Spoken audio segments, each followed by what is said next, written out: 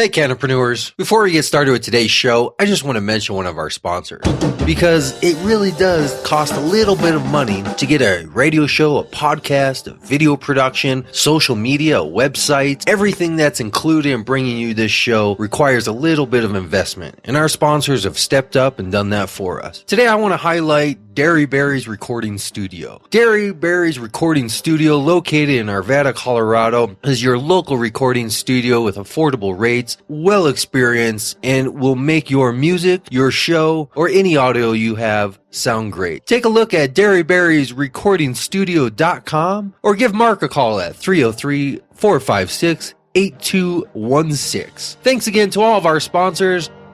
Now on to the show.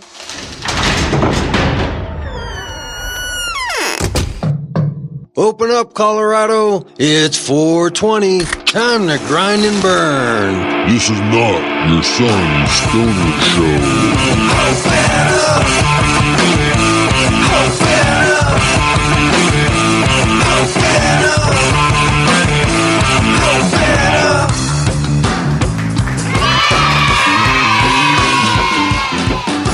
Welcome back, family, friends, fellow Cannapreneurs. Welcome to the Cannabis Community Project, here for another weekly podcast from the CCP studios high up in Denver, Colorado. Here exploring the business side of this newly emerging Colorado economy, focusing on the business, the patient, the retailer, to the geek in the garage, creating that next innovation. This is the first media platform to help fellow Cannapreneurs just like you build sustainable businesses while living the lifestyle.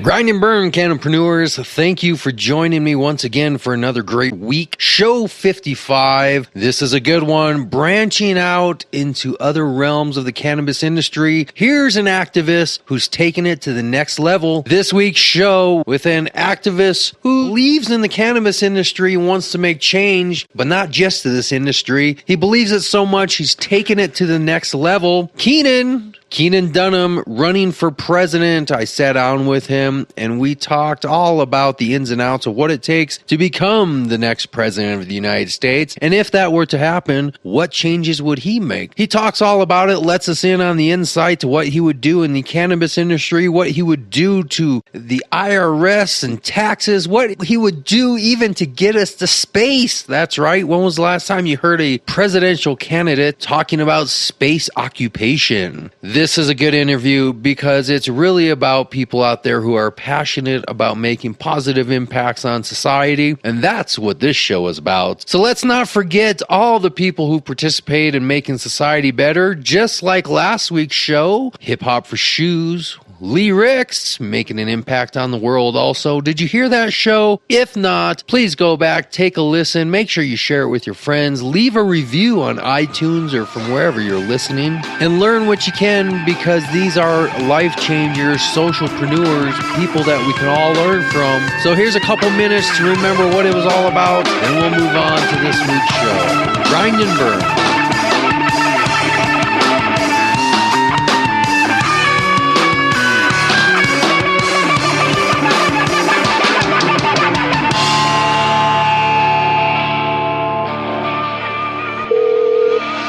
Hey, Noah. How you doing? Good. How are you doing, brother? Good. My name is Noah Bodie. I'm the founder of Hip Hop for Shoes in Colorado Springs, Colorado. I'm also Lee Ricks on stage. I make music here in Colorado Springs and currently have a new album out called Universal Lee. We're Hip Hop for Shoes? Yeah, what we do is I set up events in the area, just showcase music locally with hip-hop artists or any type of artist in the area.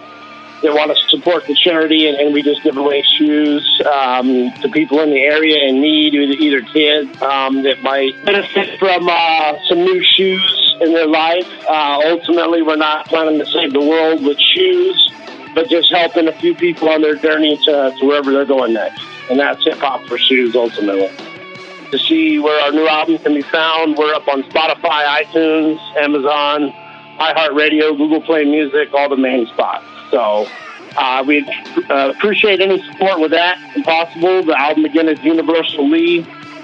Well, to me, hip-hop is the word, and the word is life, and Music is life, and ultimately, I feel that music is a healer as far as any of the, it's the best healer on the planet as far as bringing people together to a more emotional level or spiritual or whatever it is you're looking for, even hatred if that's what you're into. So ultimately, to me, music is the connection between all people, all universes, and all planets and all the creations under that guideline. So I just do it because it's in my soul, and it's ultimately what I think brings people together.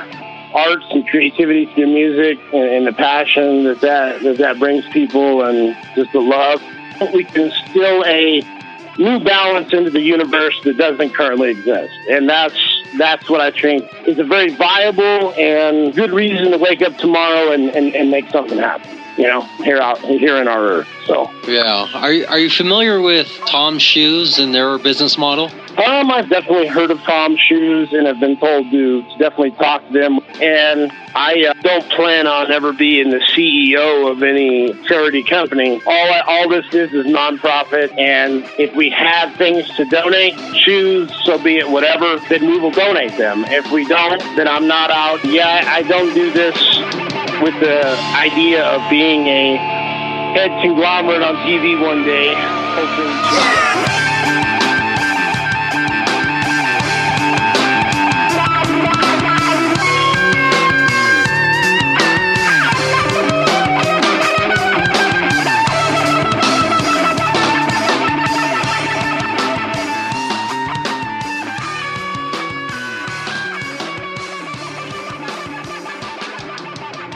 This show is streamed live from CCP Studios, but we can also do it via Skype, phone, and possibly some other technology ways.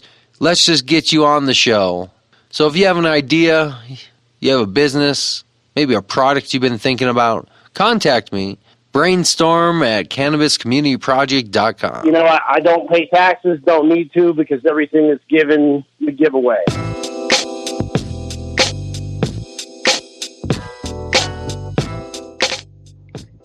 Check. Checkity.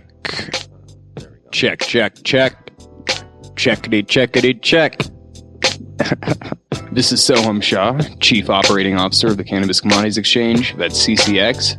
CCX 2.0 is officially live. We have 2 new features: the virtual storefronts, which help large retail cultivators and infused product manufacturers streamline their purchase order intake and fulfillment, as well as auctions, which help different markets where the supply doesn't quite meet the demand, and there's a need for a more transparent live purchase arrangement. Over the course of the past 3 months or so, we've noticed a very steady decline in wholesale prices, particularly for flower. Trim, on the other hand, has gone up a little bit and kind of stabilized a little bit higher than it was about a year ago. Wholesale flower on the medical side is coming down from about an average price of $2,000 6 months ago to closer to $1,800 now, and dropping even further. We see the same pattern on the adult use side, the recreational side, where flower prices are just starting to drop, especially as large standalone retail cultivators start to come online. These people are licensed after October 1st and are allowed to have a non-vertically integrated business. So allowing them to focus strictly on cultivating large amounts of cannabis is going to create more and more supply, as we're seeing, which just by standard economic theory will probably drop prices. And we're starting to see that as well. Hopefully some of that will be passed on to the end consumer.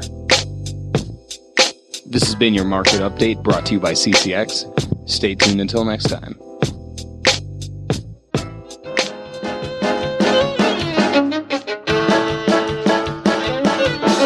The Green Consulting Group provides high-quality, cutting-edge consulting services for the cannabis industry.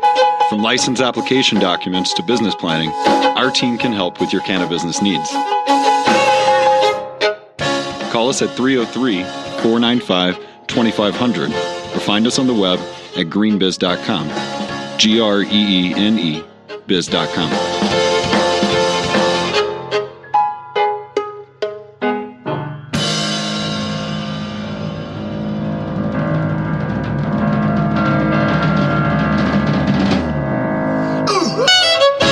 I still got to meet the paper guy. I'm thinking if the weather holds out, I've got one more trip to Colorado at least this winter. Okay. So we want to hook up, and I want to meet all these interesting people. Nice. Now, which is the show that's going to have all music? Not all music. I have bits of all the music that I've played throughout the year, which is kind of cool. Do you have plugs for all your musical people on your website somewhere? I put them all in the show notes, and I embed it on the show notes on the files itself. So when files are downloaded, everything's tagged on the file. Like when you make an MP3 and you tag everything. Are they all on albums that are available on Amazon, or a lot of these, personal releases? 85% of them are all independent people that I personally know. Okay. But 95% of them are all people who have their music somewhere out there. The only album that I actively promote on my website is Reason to Rebel, the guys that gave me the theme song for the show Open Up. Yeah. They're the only ones that I actively promote, and I have their album for download on the website for $7. You can download their entire album, which has that song. I've got a need for a band. I should probably post this on the Community Project Facebook page, but I need a band to come to Nebraska to get a gig at the Bourbon Theater in downtown Lincoln, which is a really nice place to do a gig, but to get a gig there on the first Saturday of May so that I can tie in with them and have rally space inside the club after we do our outdoor rally. Turn it into our after party. They get a nice paid booking, but then at the same time, they're also going to open the door for us to be able to get in and do activism. Still looking for a couple bands to do Ibogaine songs too. We'd like to do a compilation album. And of course, as long as they're not playing an event in Denver or somewhere on the same day, because of course it is the global day for cannabis liberation. So there's always an event in a city near you, hopefully. So thanks a lot again for your support, man, and we'll keep on top of this. All right, cool. Well, enjoy. I think it'll be good. And it has that good music interlude in there too, also, which is kind of cool.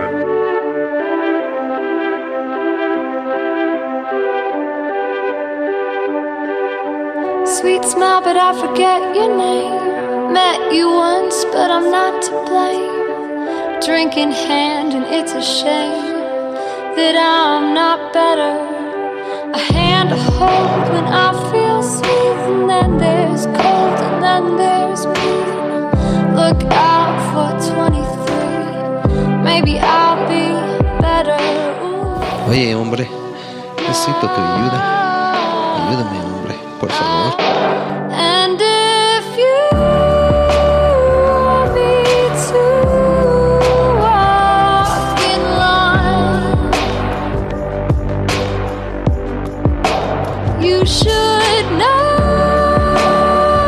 that I've made up my mind to waste your time. Mira, quiero que la carguen la mota a través de la frontera. Si lo haces eso, te pago mucho dinero. 10,000 pesos. Sí, pero señor, 10,000 pesos son como $800. Eso no es tanto dinero. No, hijo, es mucho dinero. ¿Por qué? ¿Cuánto te costó replantar esa mierda de esas plantas? Pues no me costó nada. Entonces, And if you want me to walk in line, you should know that I've made up my mind to waste your time.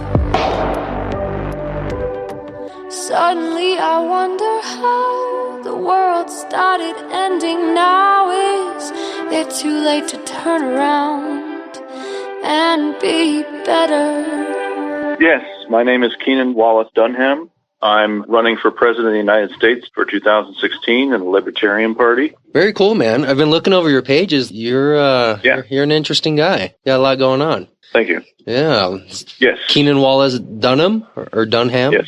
I Yes. guess however you put the emphasis. Either on it. one. Either one. And you're running for president 2016 under the Libertarian Party or Independent Party? Libertarian Party. Libertarian. Excellent. How old are you? I'm 33 right now. Okay. And I'll be 35 July 16th, 2016. To meet all the requirements? I've checked with the Federal Election Commission and the South Carolina Election Commission, and as long as I'm 35 before November 8th, 2016, I can run. So they both said that it was fine. So I can go ahead and run. Know your laws, I guess, right? Know your Constitution. Sure, definitely. So I've just been getting my information from the Independent Political Report. It looks like you have a full bio on there. So anybody that wants to read your full bio can go to the independentpoliticalreport.com and find your name, Keenan, Wallace Dunham, and they will find all about you. A self-described Mensa IQ genius scientist. No, they say self-described. I've had Mensa membership since I was a child. In 5th grade, I qualified for Mensa with an IQ test of 145 and then got into Mensa since I was a child. But my focus of my campaign is my issues, and I just want to be an activist for these specific issues like legalization of marijuana, ending the federal income tax, focus on those points and try to campaign for those things. So it's not about me. I'm not trying to push my ego onto everyone else. I'm running on those specific issues and just want to get those accomplished. Whether I'm running for president or not, I would be working on those as an activist. So, when did this come around, the actual decision to run for president? Yeah, in 2012, I just really felt that neither one of them really wanted to be president, and there's just not a lot of passion in it right now. And I've got so much passion for my 5 main points, and I just want to get those accomplished. There's so much that America can do right now. The potential with science and industry and new sciences is huge right now. We just need to start tapping it. There are also green industries and healthy industries like cannabis and green energy are both very healthy for ourselves, for medicine and the environment. And tapping those, we're going to be able to create a revolution in the United States again. But where did this come from? So 2012, you were, 28, 29 years old. I assume you had already finished your studies, your education. What field were you working in? Yeah, well, I was doing accounting for a small company, bookkeeping, which I've been doing for more than 10 years. Okay, so you were out of school, working in the corporate America, watching the political campaigns on TV, and just kind of thought to yourself, I think I can do a better job. No, I worked in politics before. I worked on Dennis Kucinich's campaign for president in 2004. That was in Chicago, and I met Barack Obama there while he was running for senator. Ooh. So I've studied politics before, and for a long time, and always studied politics, all the various parts of the United States and fields. In 2012, I just really felt like I was not pleased with what was going on. I felt betrayed by the Democratic Party. I was a Democrat myself. I just felt like we're not getting any service from Washington at all. There's no plan of Washington for the whole of the country. Yeah, I really felt I could do a lot better job. Yeah, I mean, I remember, pretty clearly when I was about that age. I went to Mexico. I wasn't thinking really about politics. I wasn't thinking about politics in any sense of the way of me personally getting involved. Have you always been a fairly active person from an activist standpoint, or just a very involved individual? I always loved studying people, and I started my studies in sciences and in computer science and engineering, but I really wanted to be involved with people. I studied psychology and got my bachelor's and started my master's in psychology, but I always found helping people and activism to be much more important to me. And also, I like doing charity work. I've done charity work since I was a kid for 20 plus years and helping people whenever I can. And I would do that no matter what, helping people personal level, doing activist work, and then running for office all goes hand in hand. I want to serve the United States, and I think that that's the way all politicians should approach politics and office. Are you thinking of yourself as a politician? Is that how you view yourself at this point? No, more as an activist, definitely. Continuing that, I found activism more engaging, so I like to have my time and do that, and not. I would have been a teacher. I got on a waiting list for PhD at Northwestern. Nice. And I would have gotten my PhD and done teaching and psychology. Very nice. But that's on the back burner. It might happen again later. Right, and I'm sure you're already putting a lot of that education that you did learn, even though it wasn't a completed degree, probably into use already. Where did you grow up? Myrtle Beach, South Carolina, pretty much all my life. Okay. Except when I was in college. And where are you at now? What part of the country? That's where I'm at. Okay, right. So you've stayed in the same location pretty much your whole life. I lived in Chicago and New Orleans during college. I've never been to that part of the country, so I'm not real familiar with it. Okay. Have you ever been to Colorado? I applied to University of Colorado Boulder, and that was for psychology. I thought about going there for a PhD. Yeah, if you ever think about coming out to Denver in the pursuit of your presidential aspirations, please let me know. Oh, definitely. I mean, Denver is really a happening place. Colorado's a happening place, but I think it's a very fertile ground for the type of politics I think you're wanting to pursue. Oh, yes.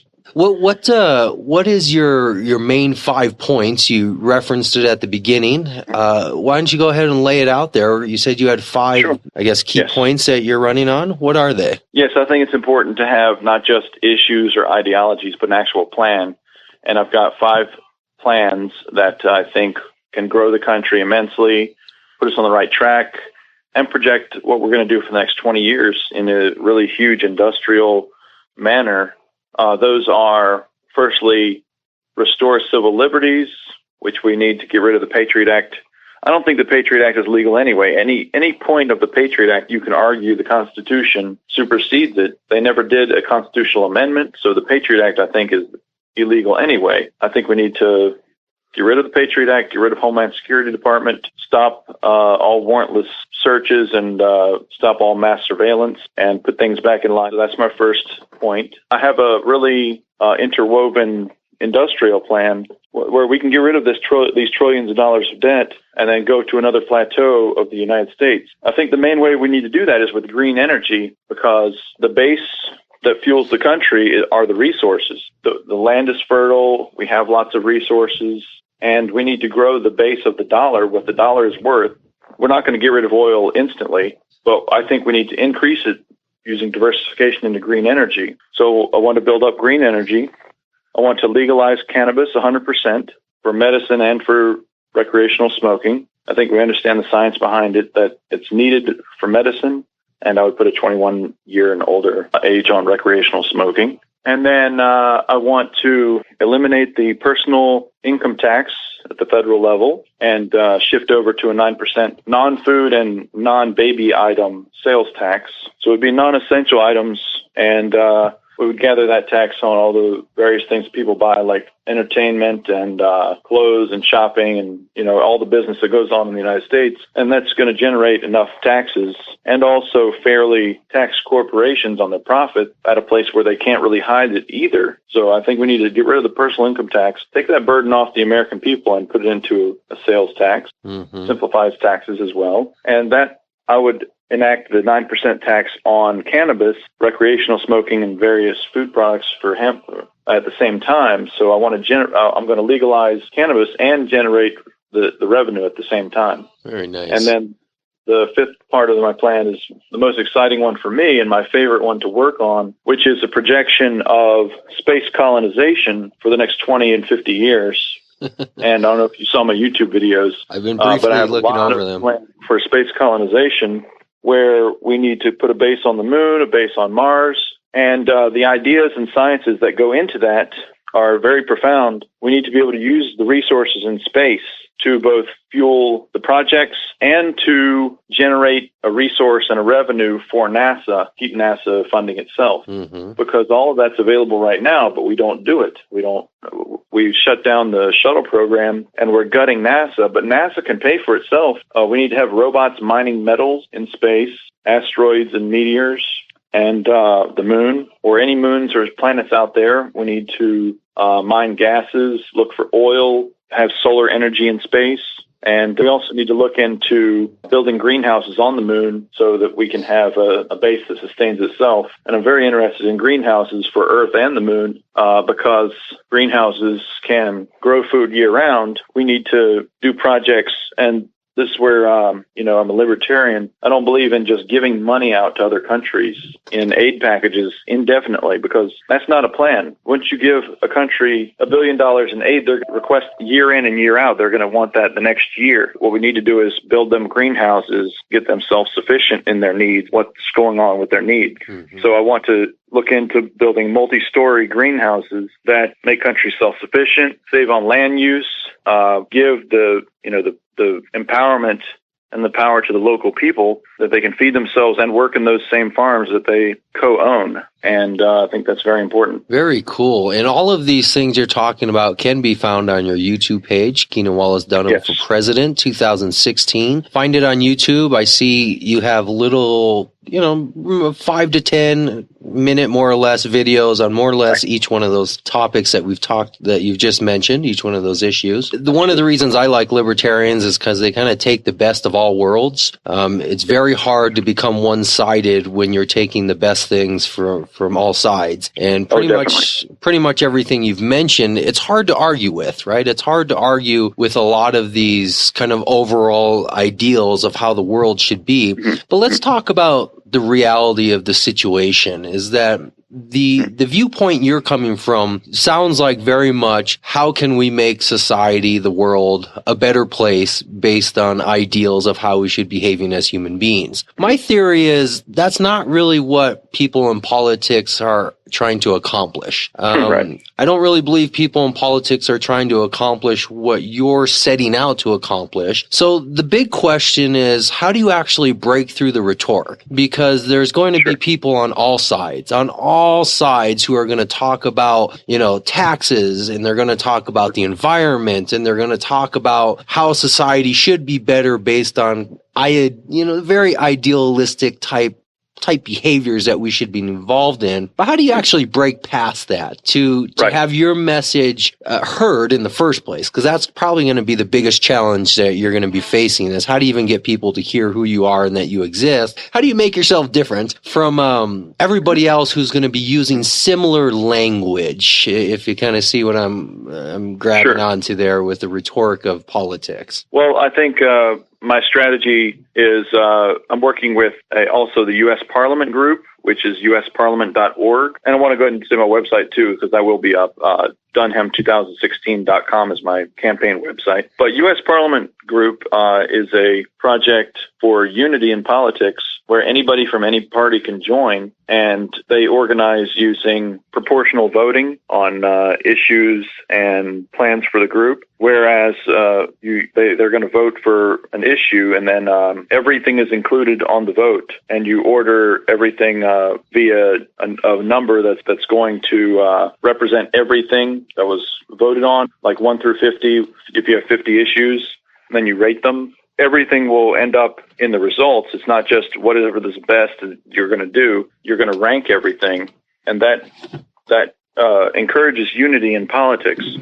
What my plan to differentiate myself is actually to work with as many people as possible. And with this unity group, I also have started a candidate coalition where any candidate can join my network, and I want to have this network going where we educate people on how to run for politics, so we can get people who've never ran for politics running. I want to educate and share resources.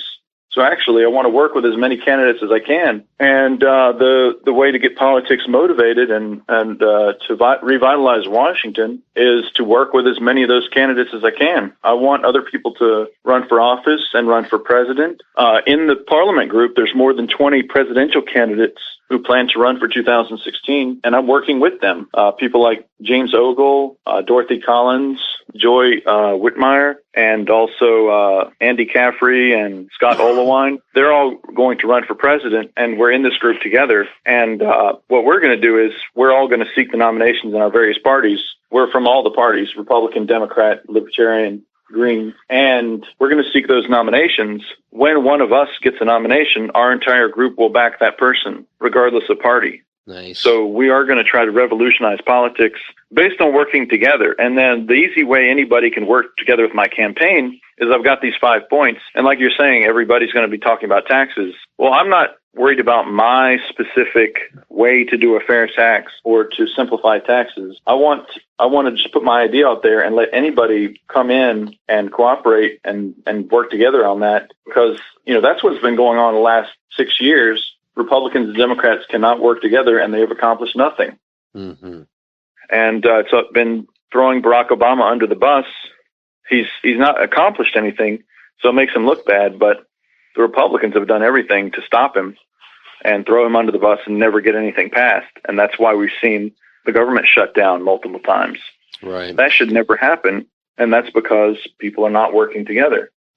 Right. I just want to put my 5 ideas out there, and then anybody can pursue them on their own or work with me as an activist. And it makes my campaign very malleable, and it can separate, and all those things can be worked on. And any accomplishment, like a little bit of legalization of cannabis, is an accomplishment for me in any state. So I really like the idea of the coalition between the other parties and others running for president, having a little pact of your own that once one individual gains some traction, you all support that individual. It's really an uphill battle, and I don't think anybody is, disillusioned by the fact that there's close to $1 billion that the Koch brothers are putting out there, right, not including the other 2 main parties and their own money. Right. So let's just briefly touch on the money situation. What's your current status? Sure. How much do you need? Is there even a possibility of even raising enough money to really have a national presence? And what is the guerrilla style tactics that you're going to use? Because I'm going to take the assumption for you that you're not going to be able to raise $1 billion, right? I don't want $1 billion, and I don't accept corporate donations. So yeah, we're going to have to go a different route. But the Libertarian Party is making waves, and we're probably going to be able to get into the presidential debates on national television this time, because we can't be barred as a third party from them. So that's one thing. We need to work on getting into debates and getting on television. Obviously, I'm doing interviews. I'm starting earlier. No one else has declared that they're running for president. I actually started August of 2013 when I did my first interview, and I'm building up steam. I want to work with as many people as possible and accomplish my activism points the entire time. 2014 was great because we legalized cannabis in more states. So it's definitely working. I just want to work on all the activist issues at the 24/7 all the time, and be making progress on those, as well as growing my campaign. How much and of course, money? The network, the Unity Project, and the network are parts of that too. How much money is anticipated on your end to just maintain the basics of a campaign? What is the necessity of funds you're going to need? We're only accepting personal donations of $2,500 maximum from individuals. We'll use that to run the campaign and to do advertising. I'm not going to look into getting huge commercials, but we may get airtime in some cities on the radio.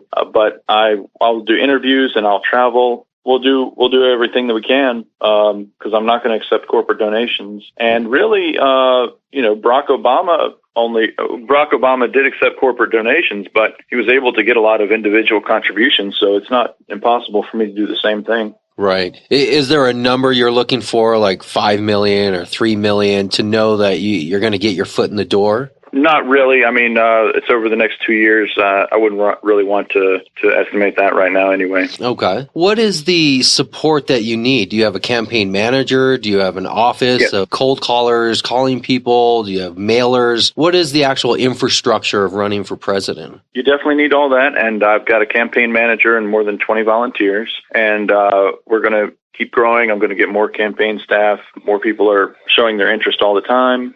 I want to teach as much as I, get help. I want to teach people how to do these things themselves, do the activist points, work with many organizations. I want to work with other organizations. And my network is growing all the time. It's fantastic, the response that I've gotten in the past year. It's a lot of fun. What is the actual process to run for president? Do you have to file an application? Do you need to submit a letter to somebody? What is the technical part of running for president? As soon as you start campaigning, as long as you're going to be 35 by the general election day, November 8th, 2016 for me, and you were born in the United States and reside in the United States, then you're good to go. You just start campaigning. And after you have received $5,000 in donations, by that time, you have to apply with the FEC and register your campaign with them with a small amount of paperwork. And that's basically it. Then there's the rules, campaign finance, that you can't accept a certain amount of donations from one person for your campaign, but they have expanded PACs and super PACs so much that you can have some third-party organization gathering as much money from any corporation or person that you want, and then they can run ads for you. So It's ridiculous, really. They put so much money in politics, but that's not what it's about. That's not going to help the country. And I don't really agree with that entire Washington insider way of doing things, because it's a false industry. It's making it all about money, obviously. And then you got the personal interest of the Coke Industries, which is about oil. They want to preserve oil, and they even downplay green energy, saying it's not real, So basically, we need to get money out of politics and make things fair. We need to get public financing at some base for all candidates. Everybody can get advertising, and there's only so much advertising you can do. It's not about who gets the best ad. If you're a shallow candidate, there's no point to that candidate. If they get a Super Bowl ad, but they have no plan, they have no passion for the country, they don't care about the regular citizens, the soldiers, the veterans, the sick, the helpless. Right. It's about service to the country, that you want to serve the United States. Right. When you hit that 5,000 donation, you register, will that open you up to public money? Yes. Oh, well, there's matching to a certain amount, but it's not automatic. It matches a certain amount of the donations you've gotten so far. Right. There's a certain percentage of yes. people you have to have. But that's definitely fuel to the fire. I mean, if you can hit that mark, that's not going to hurt. That's only after you've gotten a certain amount of donations from many states. It has to be a certain number of states all contributed to the campaign. Have you considered any risk or danger in what you're doing? Certainly not, no. Okay. I mean, I would assume there's not much risk or danger at this point, but let's hypothetically jump forward and say that there's a big snowball effect, and you're pushed to the front of the line, and maybe there is a possibility that an outsider is going to be hired in. All these big corporations we're talking about with all the vested interests, do you think there's ever a time when you need to be concerned with your own safety as a result of your own political movement, strength that's accumulating? No, I'm just running an activist campaign with, points that are the truth. They're going to be the truth no matter what. And people can, pick them up freely and do them themselves. Any of these points, you can campaign, and I encourage people to campaign locally for propositions to eliminate state income taxes, to restore civil liberties in their own communities. A county or a city can say, we ratified the Constitution of the United States, and we're going to go by that. No NSA intrusion. That's happened in Texas. People are free to do whatever they want. I'm not doing anything that no one else can do. I'm doing the same thing everybody else can do. So, no, I don't see any danger in that. Right. Very good. I mean, that would be one of the things I would think of, that, those who get close to obtaining power become targets in all respects, not from a physical danger, but in all respects, credibility, right. slander and everything else that happens, which is a natural course of political campaigns anyways, but even more so when an outsider is on the line. I mean, it's one thing when two insiders are, neck and neck for who's going to win. Well, no, those can be pretty bad too, Yeah, definitely. They already are. That, with all these potential candidates, you've got plenty of mud slinging from every party, even though they're not even running. It's just it's already turning into a strange race, because there's so many potential candidates, which I've never even heard that word before this election, 2016, potential candidates, Well, I have a theory on those who run for president with no real desire to actually be president. It's to me, it's just about finances. If I look at a company whose stock is taking off, well, I want to throw my money into that company because the stock is on its way up. If I see that the Koch brothers are bringing $800 million to the table, and I know I have a big enough audience or my own following to throw my hat in the ring, well, maybe I don't really want to be president. Maybe I'm just looking for a buyout, right? Because, maybe I'll accept $10 million to drop out of the race. But I never really wanted to be president in the first place. I'm just simply trying to siphon money off the top because it's there. Exactly. That's where money in politics falls in its face, when the candidate has no heart in it. Yeah. And, I don't mind calling people out on that. I would love for people to run against me, but I'm not going to be easy on them in debate. And nobody's going to tell me that solar energy doesn't work. Mm-hmm. It's been around for 20 years. It's ridiculous. I mean, a lot of politics I always thought was, who are you connected to? I mean, if you become president, there's many cabinet positions, there's many many, probably up to the thousands of positions and roles that have to be filled that you have to fill. Is your network that big where you already are connected, or is this something that you would start interviewing people for? How would the logistics of being president actually work from an independent party standpoint? I'm going to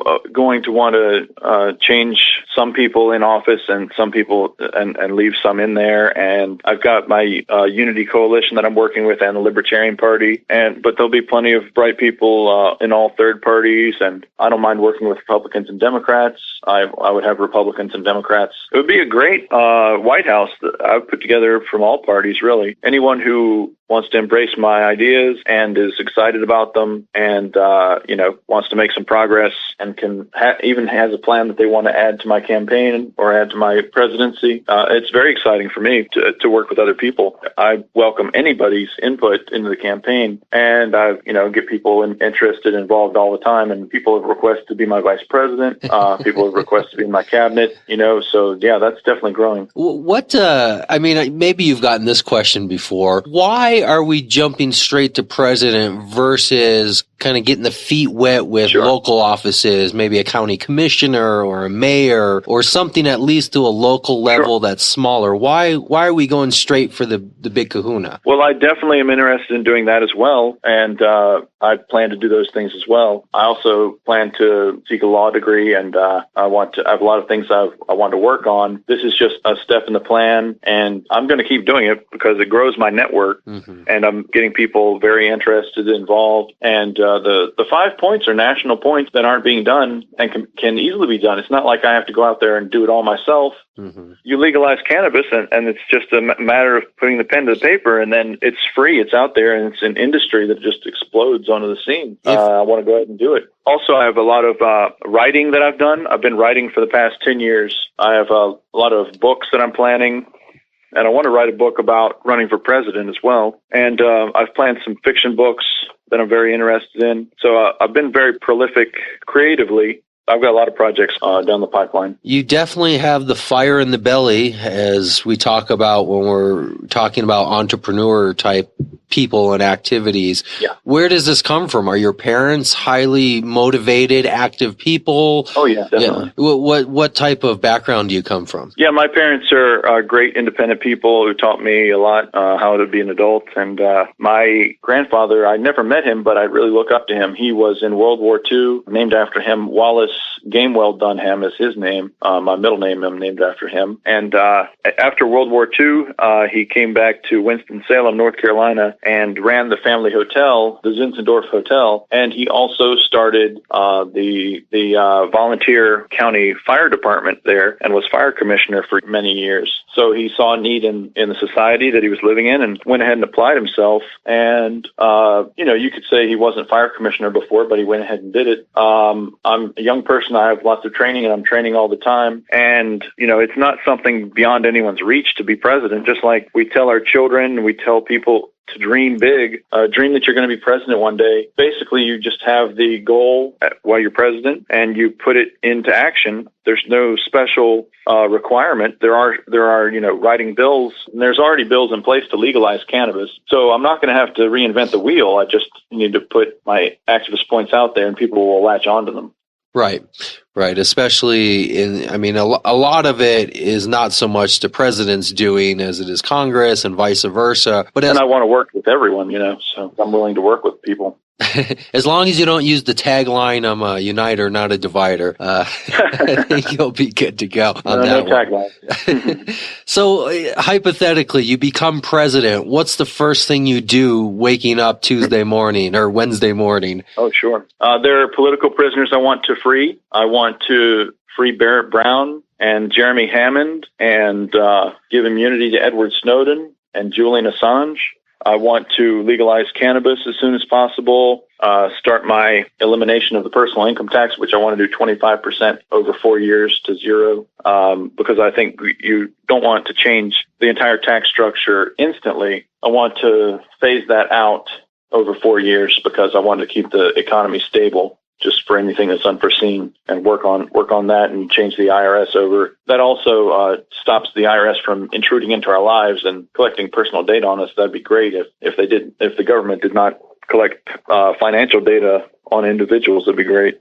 There's no need for it. Right. I mean, I agree with that, and I think true conservatives would agree with that point. And then on the flip side of it, you're going to have many people who support your cannabis views and wanting to free political prisoners and use the presidential powers to basically stop criminalizing non-criminals, as I put it. So you may lose people on both sides with conflicting views, but you may gain people on both sides. I mean, the hope that I see that's coming through here is to stop taking sides. That's kind of what I'm taking from this whole idea. And I think a lot of the young people that are growing up are becoming very apathetic. They just don't care anymore, and they don't care because you're forced to take a side. And it's very much the football mentality of the U.S. You know, you're either on this team or that team, pick your team and fight to the end. But I think the younger people coming up are starting to reject that notion, and the cherry picking of the best ideas, I think, is the way it was always supposed to have been. You know, take the best ideas, not the best side, the best team, but the best ideas, and work with them. So I applaud your efforts, and I'll commit at least a $20 donation to your campaign. Oh, that's great. Thank you.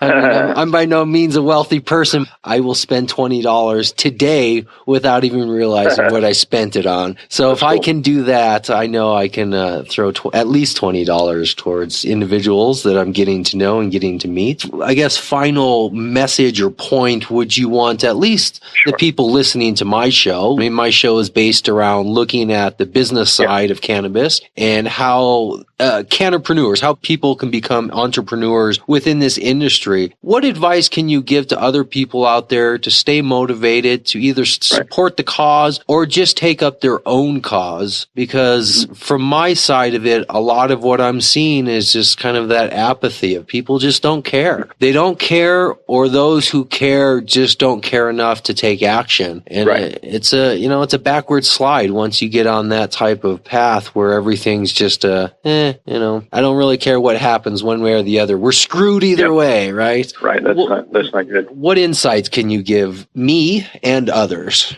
Yeah, I would say empower yourself and education is great.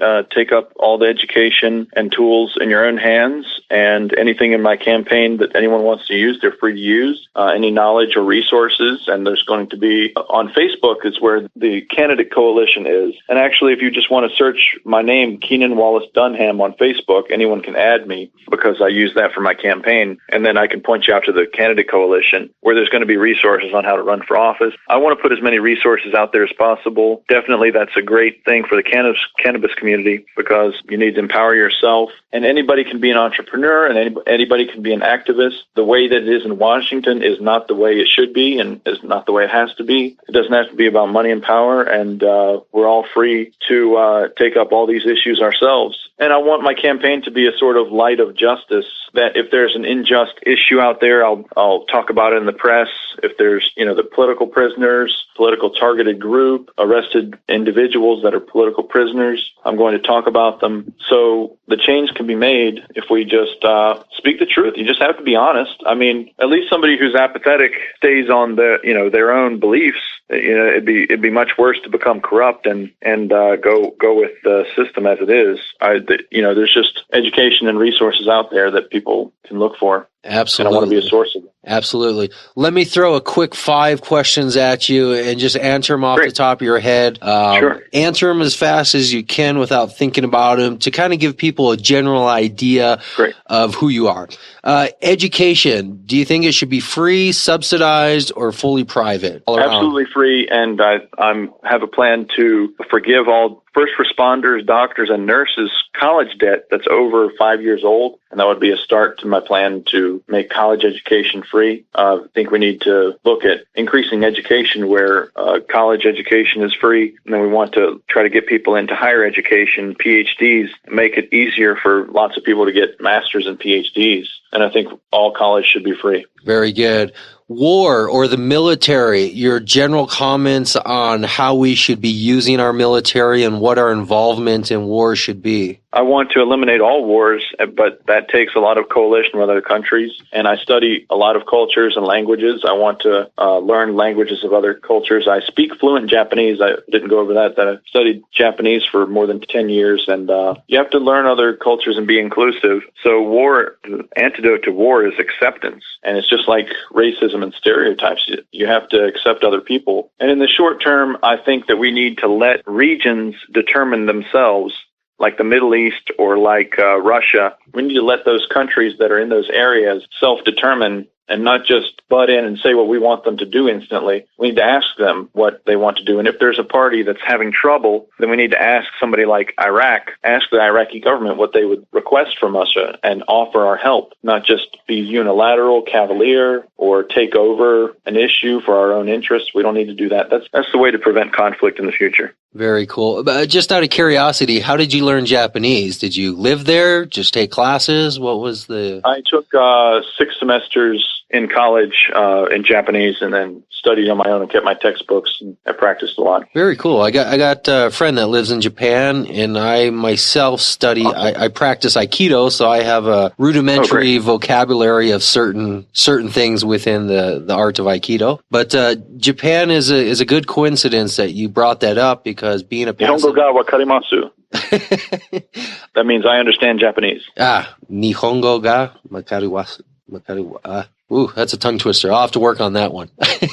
But being a pacifist country, Japan, they take a very firm stance on pacifism when it comes to war. That's actually one of the conflicts that's arising with this prisoner that was taken hostage. Is how should the country react to it? Because since World War II, they've had a strong and firm pacifist stance on being involved in that type of military operation. Yes. We don't need to get into that type of politics today, but the next time you come through Denver, we'll definitely sit down. We'll talk more in detail about specific politics and specific issues. Right now, let's just give people a general idea who you are. Corporations, are they people? Absolutely not.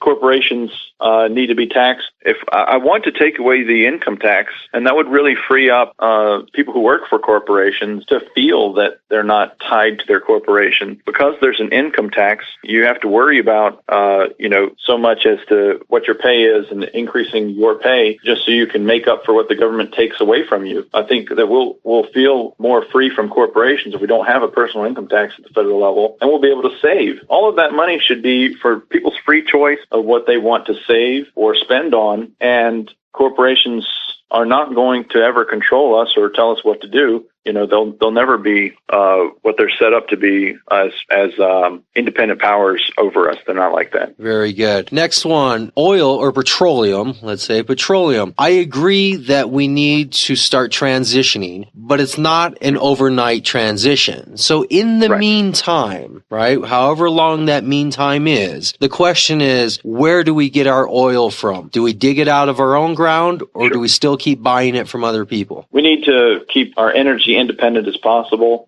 United States needs to remain independent.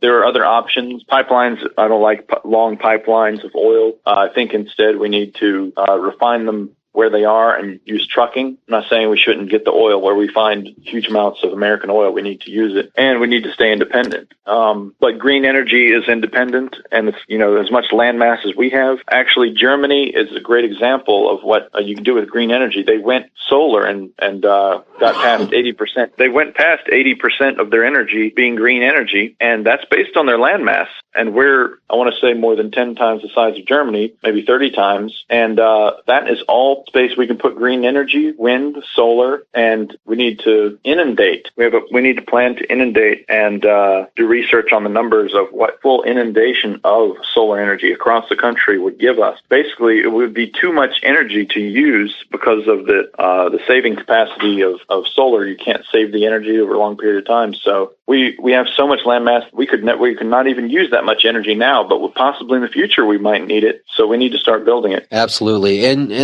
those Germans, they know how to build and they know how to be efficient, and they know how to have a plan for making things better. So they make good cars, they make good buildings, they make good parts. I fully believe them and back them when it comes to alternative energy. Next issue, immigration. Should our borders be open, closed, semi-open? Should we be selective about who comes in, or should it just be whoever shows up that meets a criteria, you're walking through the gates? Right. There's certainly, you can have a wish for that, but there's also what's happening right now. And what's happening right now has to be dealt with basically like a triage issue. You have people just streaming across the border, and next summer could be, double that. It could be 1 million people coming across the border next year. What we need to do is we need to close the border. I want to close the border, and we're not limited to not using our military. I think we should just close the border. We always accept immigrants, but we don't accept other countries just coming in and taking us over. And,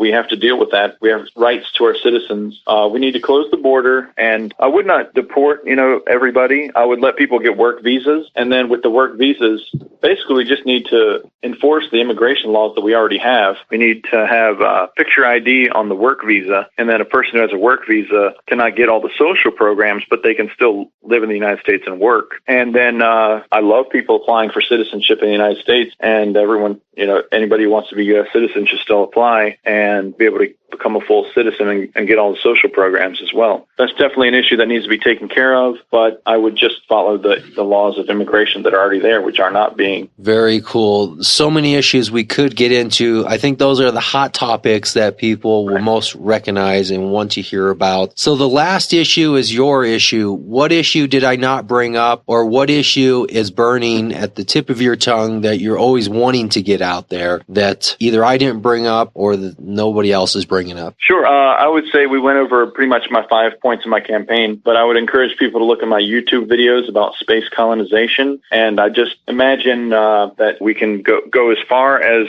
there is space. We can go there and we can start colonizing other worlds. And the science is ever growing. So you have to project. You can't just go based on what's going on right now and say that that's as far as we'll ever go. You have to project great things. And I want to do plans to harvest the sun and get hydrogen reactors, and then have star-to-star travel. I think that, any technology out there that's going to help humanity and be medically and medically and environmentally safe, that we need to seek it out. I have a huge dream for space travel and 3 videos on space colonization and also greenhousing. Multi-story greenhousing. So I'd like people to check those out if they have time. Very cool. You might be the first presidential campaign to actually talk about living in space or exploring up and beyond space. Yeah. That might be something that's quintessential in my campaign. I would like to be one of the first pioneers of actually expanding colonizations into space. That's very important to me. So Elon Musk, hero to you, and the Virgin guy, who's the guy that Virgin Galactic? Oh yeah, definitely. Yeah. I want to work with as many people as possible. And corporations, that's where corporations can help. We need to commercialize space. We need to allow, corporations to do vacations in space and have, businesses that mine out in space. And there's going to be, just laws according to that as well, fairness laws, and also non-destruction of environment or people laws for that as well. But we can work on that, make those things fair and just. Nice. Finally, a presidential candidate who is not a lawyer, not a financial investor or a CEO of a finance company or a bank, but somebody looking at it from a science background. So obviously the question everybody's going to want to know, which side are you on, Star Wars or Star Trek? Oh, geez. Well, I'm looking forward to the next Star Wars coming out, but I love Star Trek as well, both. I might write my own, novel series on space travel. I definitely could at this point. Yeah, I like that you're a writer also. That's very interesting. Oh, I love to write, yeah. Yeah. I can actually tell you a little bit about one of my projects that I'm working on. I have a fantasy series that I want to develop basically involves spiritual element, ghosts, and paranormal. So that's one thing that I'm working on. So get ready for all the negative campaigns about the kookiness and the wax coming out. But it should be fun because, I mean, I just saw a little article that came across one of those feeds the other day on Facebook about NASA preparing us for extraterrestrial contact. I think we're getting closer and closer to a moment where science and science fiction, politics and reality just might all blend together, and we might become the future that we've always seen on TV and movies.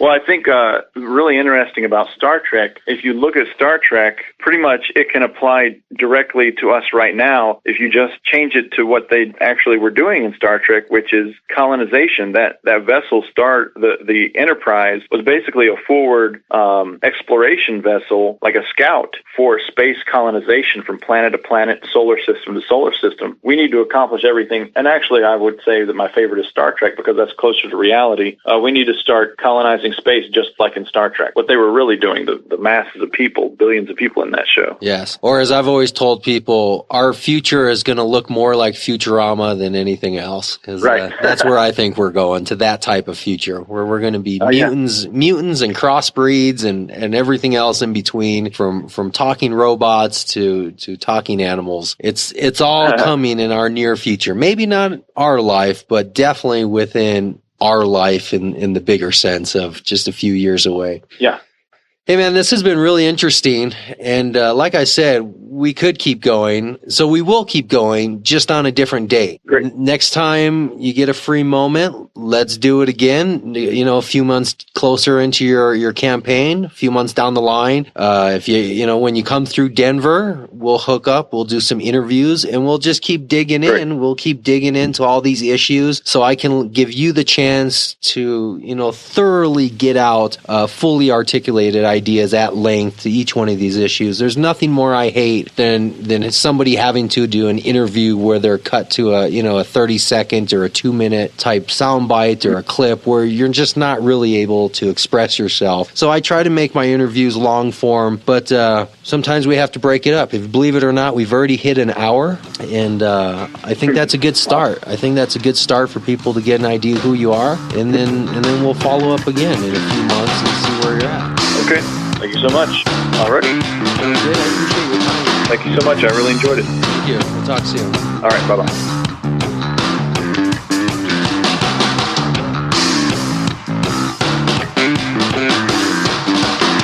Thanks for listening to this week's show. Make sure to come back next week. We're going to have more guests lined up, speaking with dispensary owners, growers, business owners. Make sure to follow us on all of the social media, Facebook, Google+. You can listen to our shows live from the website or your preferred listening platform. Find us on iTunes, Stitcher, SoundCloud, Spreaker, even YouTube, all under the same name, CannabisCommunityProject.com. We'll see you next week.